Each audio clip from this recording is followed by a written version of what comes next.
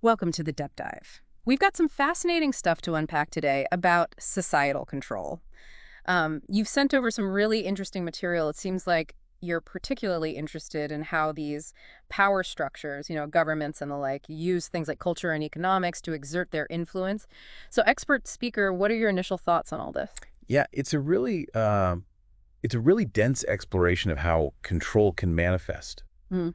when you wouldn't even think about really. Hmm. The speaker, Alan Watt, argues that governments and powerful organizations, they use a lot of different tactics to maintain their authority, and some of them are really unexpected. Okay, so like what? Give me an example. What kind of stuff are we talking about here? He uses all sorts of historical examples, like the Opium Wars in China. Wow. Okay, so right off the bat, we're talking about serious stuff.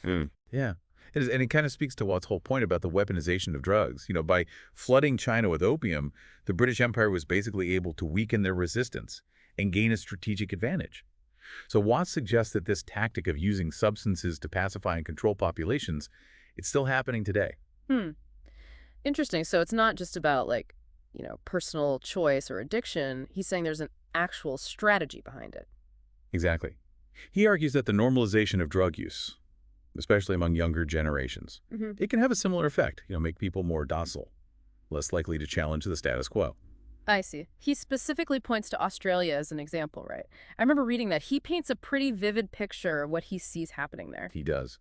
Yeah, Watt uses terms like glitter-clad revelers, fueled by readily available drugs and increasingly permissive social norms. Okay, yeah, I remember that now. Because, he suggests that Australia, with its huge rise in amphetamine use, it's like a testing ground for how social engineering experiments can actually play out. That's a little unsettling. It kind of makes you think, is this a preview of what's coming for the rest of us? What's happening over there? Yeah, it's a question worth considering for sure. Yeah. But let's shift gears for a minute and talk about Watt's argument regarding debt. He suggests that modern society is built on a foundation of debt. It encourages people to borrow and spend all the time. Yeah, that definitely rings true. It feels like it's almost impossible to buy a car or a house outright these days. It seems like everyone's got these massive loans. Yeah, exactly. And Watt points out how our whole perception of debt has shifted over time.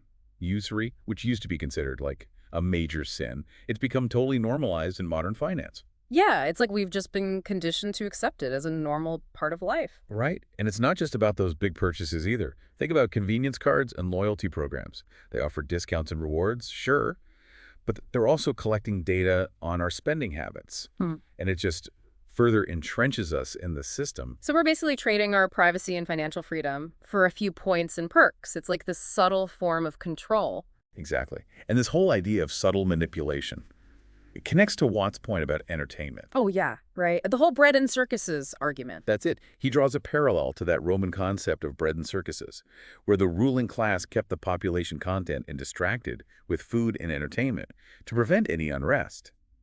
So Watt suggests that this tactic is still very much in play today, just in a more sophisticated way. It's true. We're constantly bombarded with entertainment options these days. You've got streaming services, social media, video games. It's almost impossible to escape the constant barrage of stuff. And Watt's argument is that this constant distraction, Mhm. it prevents us from focusing on those more critical societal issues. We become more complacent and less likely to question the status quo. It's like we're being lulled into a state of apathy. Exactly. He even points to the evolution of the music industry as an example. He argues that traditional folk music, which often had these messages of social commentary and resistance, it's been largely replaced by manufactured pop stars and trends, all designed to keep us distracted and consuming. That's really interesting. It's not that all modern entertainment is bad or anything. It's just that it's important to be aware of how it can be used to shape how we think and behave. Right. And this brings us to another key aspect of Watt's argument. He contends that experts are often used to legitimize predetermined agendas and shape public opinion. It's like we're constantly told to just trust the experts. But who are these experts and who's choosing them? It's a good question. It is. And Watt points out how quickly these experts pop up in any new field, almost like they're ready and waiting to tell us exactly what to think. So he argues that this reliance on expert opinions, it can actually discourage us from thinking critically, makes us more likely to accept official narratives even when they contradict our own experiences. He uses the whole climate change debate as an example, doesn't he? Exactly. Even if someone experiences record cold winters, they might still accept the official reports that say global warming is real. Watt suggests that this blind acceptance of expert opinion, it can be dangerous, especially when those experts are working with powerful groups. So it's not about rejecting all expertise, right? It's more about being discerning and questioning the motives of those who say they have all the answers. Exactly. We need to develop our own critical thinking skills so we can evaluate information for ourselves and not just blindly follow whoever's in charge. Man, this is giving me a lot to think about. It's easy to just cruise through life and not really stop to consider these larger forces that are at work, shaping our world. It is. And Watt's perspective is definitely controversial, but it gives us this valuable framework for understanding how power operates Hmm. in ways we often don't even see. Yeah, I'm already starting to see things a little differently. It's a bit unnerving to think about how easily we can be manipulated, but it's also empowering to recognize these patterns and start to question them. I agree, and that's exactly Watt's point. By becoming more aware of these systems of control, Hmm. we can start to make more conscious choices about how we want to live our lives. Yep. So how about we take a moment to digest everything we've talked about so far? What are your initial reactions to all of this? What stands out to you? It's just a lot to process. I think the thing that sticks with me the most is this idea that things aren't always what they seem, you know? We need to look beyond the surface and question the motives of those in power. I think that's a great takeaway. Yeah. And it's a perfect segue into the next part of our deep dive. We're going to get even deeper into Watt's arguments about consumerism, the breakdown of traditional values, and the role of technology in shaping our reality. It's going to be a wild ride, so buckle up. I'm ready. Let's do it. It's amazing how Watt connects these seemingly totally different things like debt, entertainment, and drugs. It's all about shaping behavior. Right, yeah. And it's not just governments controlling people. He also talks about corporations, using these same tactics to get us to buy more stuff, keep us on that consumer treadmill. Exactly. He uses this phrase, change the consumer to suit your product. It's kind of chilling when you think about it. Okay. How our desires can be manipulated to benefit those in control. Those who are controlling production and consumption. It's like that saying, we buy things we don't need with money we don't have to impress people we don't like. Funny, but also kind of sad when you really think about it. It is. And Watt suggests that this desire to keep up with the Joneses, it's often totally manufactured. Advertisers are constantly bombarding us with messages, Yeah. creating artificial needs and anxieties that we didn't even have before. So we end up working more hours to buy more things, which keeps us trapped in this cycle of debt and consumerism. It's almost like a self-perpetuating system. Exactly. And this ties back to his point about entertainment, right? Mm. He argues that this constant pursuit of fun and pleasure, it can actually prevent us from engaging with real issues, important societal issues. Yeah, it's like we're being lulled into this state of complacency, a kind of blissful ignorance, where we become detached from what's really going on in the world around us. Right. And that makes us incredibly vulnerable to manipulation because we're not questioning things. We're just passively consuming whatever's put in front of us. He also talks about how our perception of what's normal can shift dramatically over time. Like he uses the example of debt, how usury was once considered a sin, but now it's the basis of our whole economic system. It's like a subtle form of social engineering, isn't it? We're slowly conditioned to accept things that would have been unthinkable to our grandparents, even our parents. And it's not just about economic stuff either. He's suggesting that this process of normalization is happening everywhere, from our social norms to our values. Absolutely.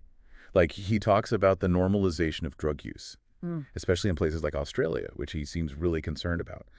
He talks about these huge parties where young people are just freely taking drugs. It's like they have no idea about the potential consequences. He's particularly worried about the rise in amphetamine use, right? He even calls it a chemical lobotomy.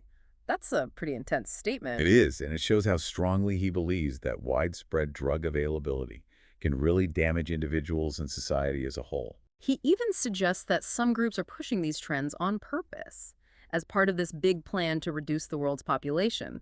Now, that's a pretty controversial claim. Yeah, it is. And it's important to remember that Watt's perspective is just one perspective. There are a lot of different ways of looking at these issues.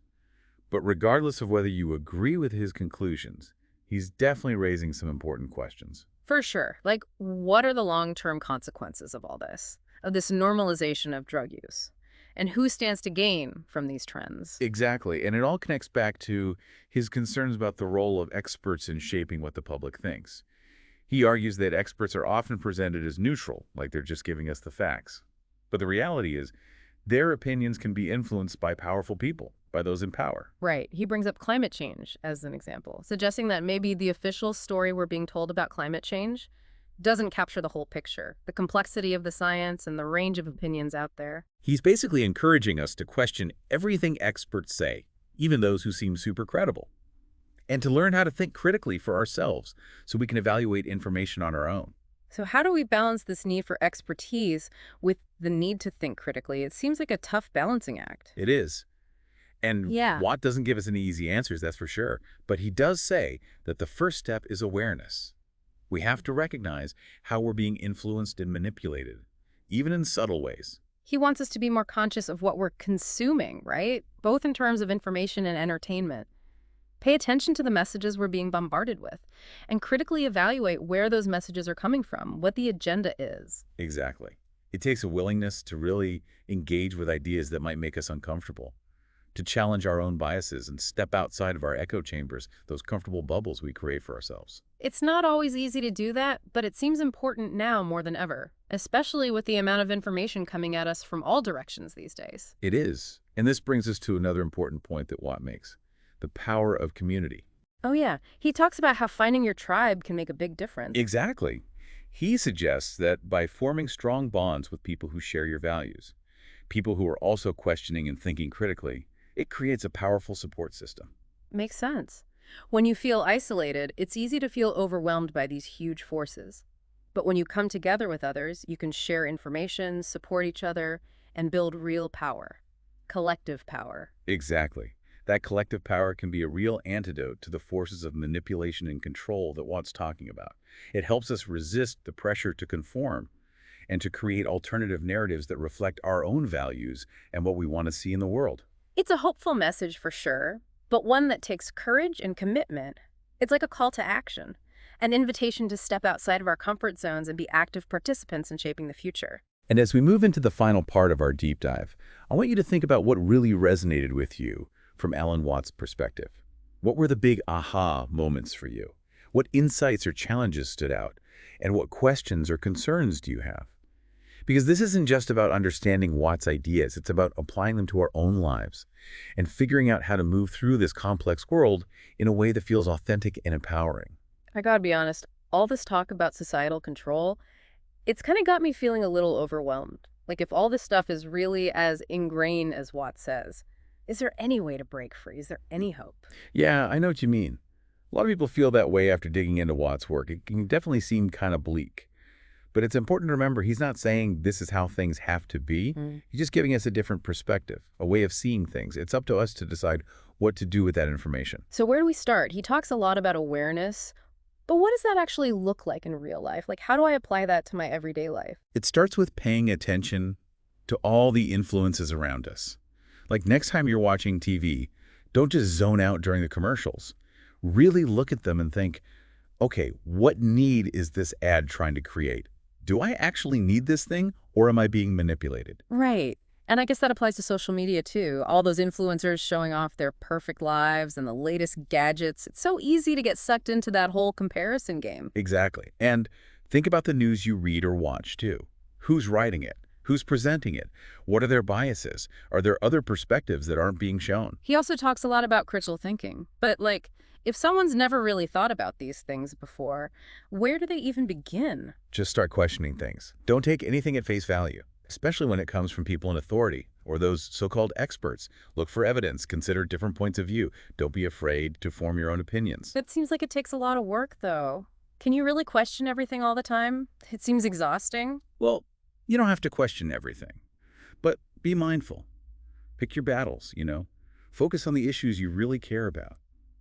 And remember, critical thinking. It's a skill you develop over time. The more you do it, the easier it gets.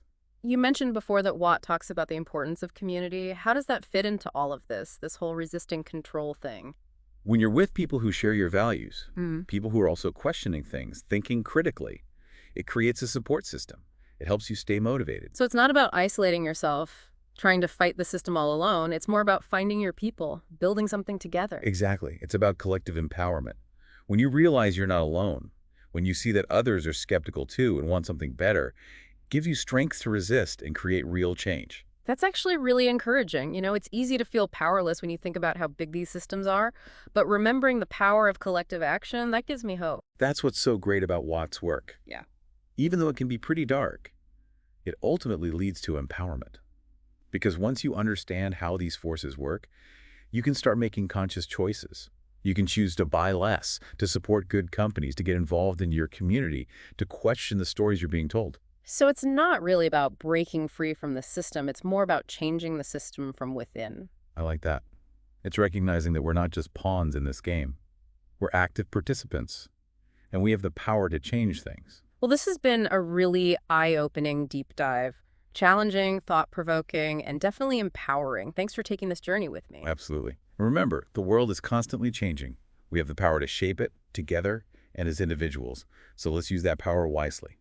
Thanks for listening to The Deep Dive. Keep questioning, keep learning, and we'll see you next time.